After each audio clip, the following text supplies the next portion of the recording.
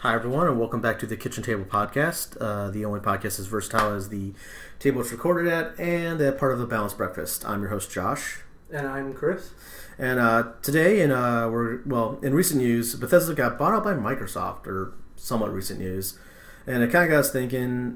Between all the all the consoles having their next generations out, and everyone's focusing on first party, we thought we'd take this time to kind of talk about third party developers, just because we realized a lot of our favorite memories are tied to them.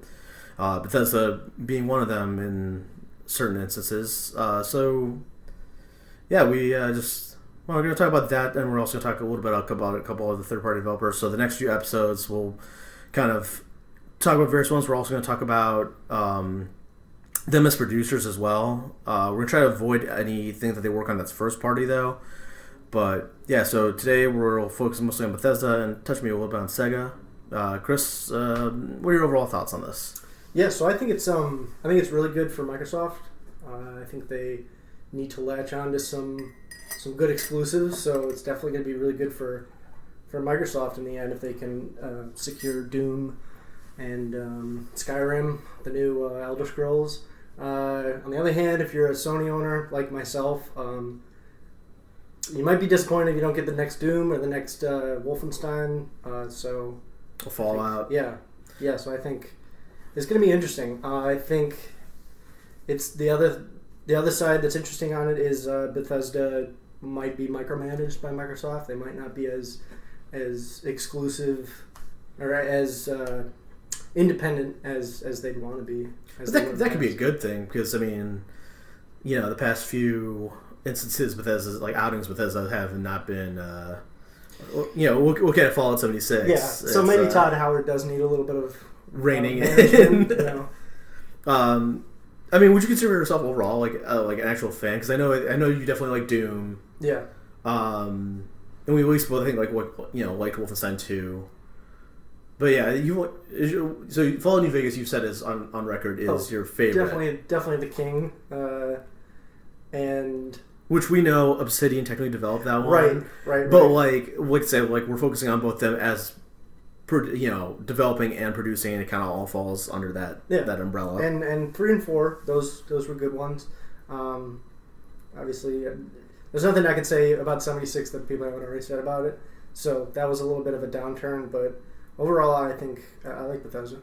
What do you think? So do you think that they'll actually go the route of making these just like Microsoft exclusives? Because Microsoft's been known to at least be a little like, as much as I look at like a lot of Sony products, like they have a tendency to not play so friendly with the other companies as much as both even Nintendo and Microsoft. Like, a bunch of games have cross-platform play, and Sony's always kind of been the one that's like always been a little apprehensive about it. I think Rocket League, if I might be wrong, but I think Rocket League is one of the few games that's like you can play versus Xbox players and Nintendo Switch players and stuff like that.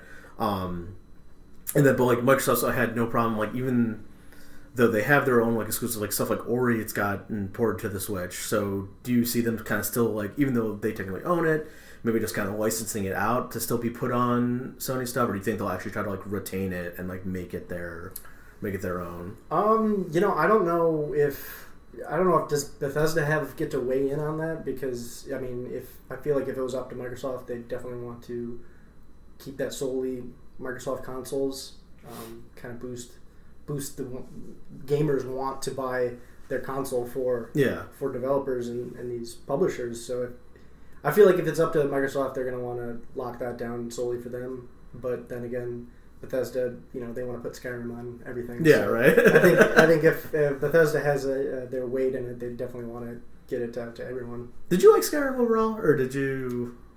I mean, everyone loves Skyrim, right? Like, well, that I look at like Skyrim like a little bit kind of like Game of Thrones in the sense of like I think I definitely liked it initially, but on like okay, so like I remember I got it because everyone was talking about it because it's such a big thing, and I remember I got it and I loved it when I first played it, and then I think I was playing it on 360, right? Yeah, and then I think for whatever reason I didn't have access to that 360 anymore, and then I was like, oh, and I knew they did one of their many ports, but like they put it out on the one. This is before I had the PS4 or anything, so I remember I waited for it to be on sale, and then I got it, and I proceeded to almost not play it. Yeah, so... I literally got through, the opening level, and I was like, I don't want to play this anymore. Yeah, so I think it's definitely better to be played on PC. Yeah. That's how I originally experienced it, and I did get the PS4 version. I don't know, it's just something with a mouse and keyboard. I don't know if that factors into it. It's very much like, if you don't like the world or the lore in Skyrim, you're not going to want to... If you don't like it, you're not going to put up with the janky combat or the long walking or I gotta... there's just... Which I think that's always been one of the things between me and you is I've always been a JRPG person, you've always been a Western RPG person. Yeah, so if Skyrim was JRPG, if it was more similar to JRPG, the way that Skyrim is, do you think you feel like you would like that? Yeah, I think like you said, the janky combat. I could not tell you. Would you forgive the janky combat if it was? Well, I think that's the thing. If it were a JRPG, I think it would have less janky combat. I think because that's one of the things especially for more action oriented combat. I think JRPGs always have a better handle on. Yeah. But no, as I say, I can't pinpoint to one reason or the other. I don't think it had anything to do with the console, but just for whatever reason, when I finally got on the one, I was just like, I don't feel like playing this. And it's like I said, that's kind of how I feel about Game of Thrones instances. Where the first time I watched it, I'm like, this is really good. Except, also note, I watched Game of Thrones after the 8th season had aired. I because everyone kept talking. It was the same thing. I think it was just a lot of getting caught up in hype, and I think so. When I played Skyrim the first time, I think I got caught in the hype, and I think that's why I liked it more. Yeah. So did you? What year would you say you played it? The year it came out. So my God, so old. Yeah, right. So the year it came out, but like I said, the same thing, kind of the first time I watched Game of Thrones, even after it already aired, I was because I didn't want to watch it when everyone was talking about it. Mm-hmm. But now, looking back at it, I'm I don't think I'd watch it over again, and it's the way I feel about Skyrim, where I'm I don't think I'd go back to it at any point. I don't think any Skyrim players perpetually ever. I think they're perpetually playing it. I don't think anyone's ever completed Skyrim. Yeah, that was the cool thing about it. It was one of the first. I've never really been a person of open world games. I don't have anything against them. It's just that was one of the first ones I played, and even then that still has a semblance of a story. Yeah. But yeah, I don't know. The other thing too is so Fallout. Fallout, I've been. I don't know. I used to not think I was interested in, but there's certain mechanics that I'm interested in. Then they've also got what's it called? I think Starfield. Yeah, Starfield. I think is the one that they're planning on, which is going to be the only other one I was going to be mildly interested in. Which kind of brings me to the point that if they do stay all exclusive, we were talking a little bit before this, but you said it's not enough to sway you to get a Series X. That you just wait for a PC, that they'll most likely do a PC port or do Xbox Spot or whatever. Yeah, so I think that's the thing that's kind of tricky about Microsoft's sealing this deal is that they can always put it to PC port. Yeah. And I usually exclusively leave my PC for games that are only on PC. And I have a PS4, so I don't really see any urgency to have to switch to or buy an extra console. Yeah. An Xbox. Or just instead of, because you said you still have plans to get a PS5. Yeah, I do have plans to get a PS5. So yeah. See, and that makes me kind of sad because, like I said, part of the focus of this. What are you going to do? Well, that's the thing. I'm not that big of a Bethesda fan. I like Doom. Yeah. I liked Wolfenstein 2. But you do plan on building a PC. I do plan on building a PC. So you do have that option. Yeah. So if they go that route, and I think that's the thing too. Microsoft's big route is getting Xbox or xCloud on everything and Game Pass and everything like that. So if they're marketing towards that, that's fine. Especially if I have a PC. But I think it's like you said, a really interesting move on their part because they really just need to bolster that library. And I'm kind of interested in is just seeing because so you're not big on social media, but I follow them on Twitter. At least I follow most gaming companies on Twitter and stuff. Yeah. And a lot of the the second that buyout like went through and stuff like that, like there was all these like from both like Bethesda and like Microsoft was like, hey, like we're happy together, and all these like images of like Master Chief and like Doom guy like next to each other, the entire like Microsoft library combined with like the Bethesda all these like imagery. Yeah. And it kind of does make me curious about like fun places they could go with like including more, like maybe you're playing whatever the next Doom is, and you can get like the Spartan armor or something like that. You know what I mean? Like something goofy where it's like, hey, like we're part of this team now. Yeah. So it kind of merges everyone's different favorite. Yeah. Thing into one. Yes, that's interesting. Yeah, because I mean they've had that in other other companies have done that tons with stuff. So like Smash. Yeah, I mean Smash is just a big. Yeah. But I'm trying to think like for instance like like Bayonetta 2 only got made because Nintendo decided to bankroll it to be published, right? Like technically it's developed by Platinum, but Nintendo did the bankroll, and by doing so. Bayonetta has a bunch of fun costumes. Like Bayonetta 2, I'm sorry, like has a bunch of fun costumes that are Nintendo themed. So like you can dress Bayonetta up like Samus, right? Yeah. So it's like stuff like that. I'm like, if that's the route they go, put like you have little Banjo-Kazooie Easter eggs even in there too. Like that's something that you kind of want to see. I'd love to see. I love collaboration and stuff like that. Well, what do you think about? So we talked to you before about like, a long time ago, back in the day, Bungie made its way out of Microsoft, and so like to take over the Halo franchise, like they had like they created 343, and so like how do you feel about like if 343 steps in to do a lot more of the first person shooter aspects instead of Bethesda doing it solely like within their own like team management? Yeah, so that's definitely something that would be beneficial on Bethesda's side. You could use the strengths of 343 and their shooters on Halo, and kind of merge that into maybe a future Fallout game. I mean, not that Fallout's combat is unique to Fallout, but if you were a fan of first-person shooters, that's really not something that you're going to like. It's going to be really disjointed. The other thing is, if you're a big fan of Doom's first-person combat is fast-paced. It's just there's really no other games that are kind of like that. Yeah. So I think that's definitely something interesting. I don't know how that works because it's like within it's like a team within a team, and then so depending on how much collaboration you want going on. Yeah, ID Software does. Yeah. id Software does Doom. So yeah. I mean, and that's the thing too. That's always funny to me to think about. Like with Bethesda, it's just like, I think when we talked about this before, I was like, oh yeah, you almost forgot about like Wolfenstein and Doom. Like we're in that like deal. You're like, I don't really think Bethesda when I think of I don't those two. I think it's because software. It's a technically different developer, but I think because they publish it, and then I'm sure if anyone else in comments want to correct me, but like I think technically. Yeah, because all the imagery they post, but like holding on to those rights Bethesda has, like for those characters and those games and stuff. It's I don't know. It's just real interesting. Plus, I just like you said, them having a nice company underneath them, like Microsoft having a nice company to bolster that library.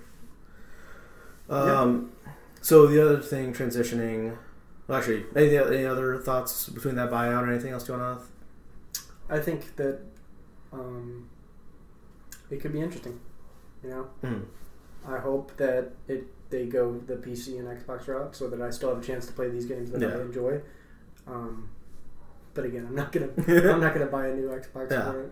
Well, what is it about it that aside from the fact that you want a PS5, there's like nothing that. I don't have any friends that are exclusively on Xbox. Gotcha. And I'm just. Other than the 360, I'm pretty much a diehard Sony Gotcha. fan. So, going from that, just to talk about, I don't know, like, someone that kind of did the opposite was like Sega. So, Sega went from being like a first-party developer because they had their own console to, exclusively just making, publishing, and developing games. And I think, it's really worked out for them.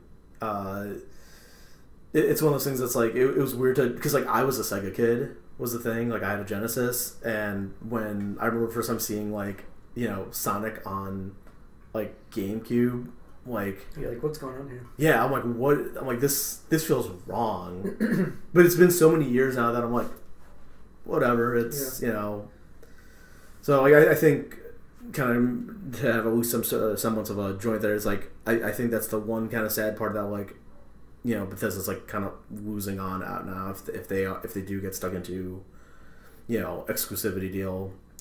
You're cutting out probably a pretty good portion of people that enjoy your game. Yeah, I mean like licensing rights just make things such a nightmare to do. Like even if they weren't like getting characters to make any appearance and stuff, like that's the reason a lot of games just sometimes don't get made or get sequels and stuff like that because rights like that change. Like Marvel vs. Capcom has had that issue because of like Marvel character rights and stuff like that. But yeah, with Sega, I think it's really benefited from them because now it's just like, oh hey, like we can put Sonic on anything. Or Virtua Fighter, although they've made a Virtua Fighter forever. I don't think you have played that many, if any, real Sonic games, have you? It's not Sonic, sorry, Sega games. No, I mean, maybe if you rattle them off, what are like the big top five? So that's the thing. I don't even know like, games that like, gives you your answer right there. I know, that's the thing about it. It's like, I only know... It's hard, like, aside from, like, Sonic stuff, the only thing I get are weird ones to kind of think about, but is like... So, like, Atlas technically makes Persona, but in America, Sega publishes it. But I think that's only in America. I think in Japan, Atlas technically publishes it themselves. I don't know. Maybe it's just because, like, Sega's got better footing here or something. I don't know. But that's the interesting thing about it is just, like, Sega has this... Like I feel like if Sega were still making their own consoles, like, Persona wouldn't be a Sony exclusive. Yeah. It'd be a Sega exclusive. Like, they'd be like, hey, well, we publish the thing. Kind of like the same way I said with like Bayonetta on... Bayonetta 2 is only available on Switch because, like, they're the ones that bankroll it to publish it. So the same thing. Yeah, like, we would never see, all the different, like, Persona ports on PlayStation because it'd be all on Sega stuff. But yeah, I mean, we're going to do with some of the other companies, but third party in general, just, like, what are some of the bigger ones that you think of when it comes to your mind? I guess off the top of my head, Bioware. Bioware? I know we're planning on talking about that in another podcast. Bioware, Konami. Yeah. And you like, so like I said, the big thing with this too is like any, like what, like okay, I don't want to do too much on the actual Bioware now, but like, what do you think it is about? What do you think like a third company could do to help like kind of make itself stand out? Like for me, I was thinking like, I mean obviously like having good games, but like Capcom like has such a stellar roster. Like it made all these games and it's got like there's a reason you can have a Marvel vs. Capcom for instance because it's got such a like big roster. Is anything in your head like sticks out that's like why like what makes a third party like a publisher developer really stand out? Not really off the top of my head. Nothing. I'm not really familiar with like. You sound pretty familiar with Capcom? Yeah. I mean, we'll also do that one another one. But, like, I mean, with the Bioware, at least, it's always got to be a game. There's got to be something, like, because I think, like, with, like, Bethesda, like, I feel like when you have a Bethesda game, you have a Bethesda game. Yeah, you know what I mean? Pretty telltale signs of it. Yeah.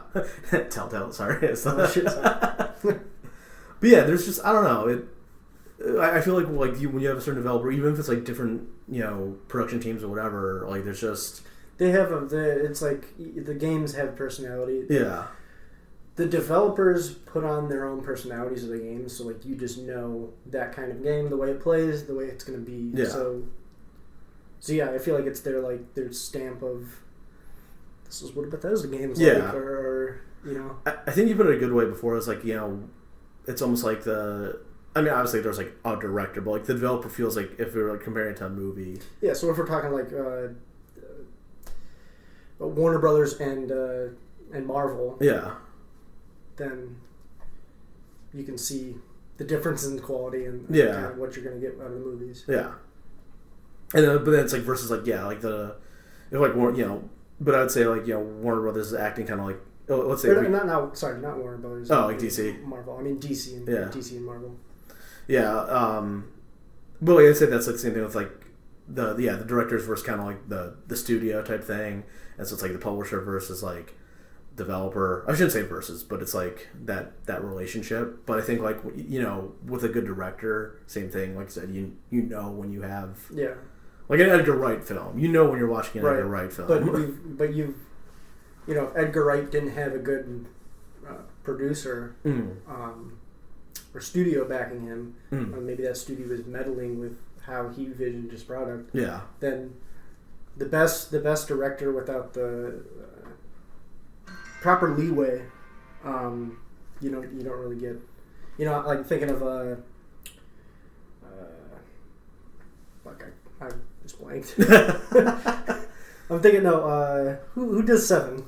Oh my God! David Fincher. Yes. Yeah. So David Fincher. All right, his first big studio. Is it Fincher or Finch? David Fincher. Okay. Yeah. So David Fincher, first big studio film was Alien 3.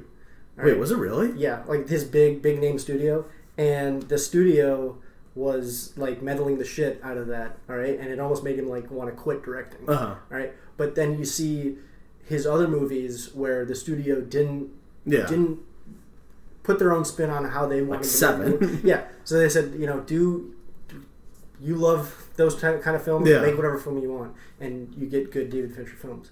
So it's like that sort of thing can happen, with this whole Bethesda Microsoft thing. So Microsoft doesn't allow them to make the game that they want to make. Yeah. And you're going to see almost like EA with most of the publishers that get on. Yeah. They don't really give them the freedom to make what they want to make. Yeah, like, let's stick those microtransactions in here. Yeah, right. And they're like, yeah. But the thing is, like, and I think we'll talk about EA also in another episode. But like, I think that's one of the things too is like,